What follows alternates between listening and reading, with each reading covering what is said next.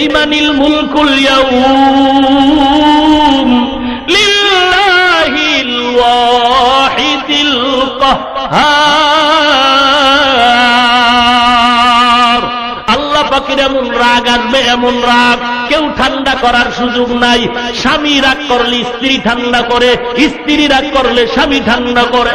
উস্তাদ যদি রাগ করে আর একজন উস্তাদ ঠান্ডা করে, হুজুর একটু গরম হইেন না, ঠান্ডা হন।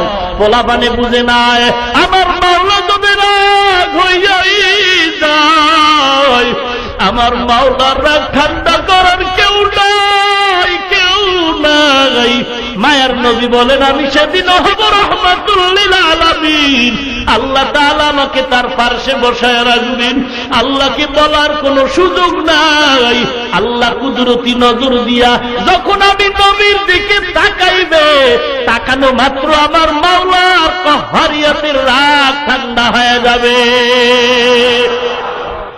আলহামদুলিল্লাহ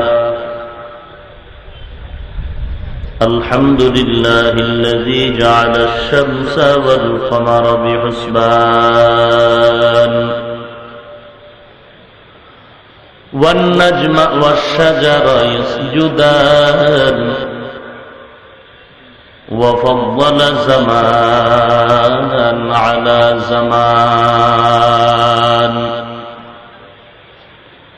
كما فضل مكانا على مكان وإنسانا على إنسان ونشهد أن لا إله إلا الله وحده لا شريك له لا ضد له ولا ند له ولا مثل له ونشهد أن سيدنا وسندنا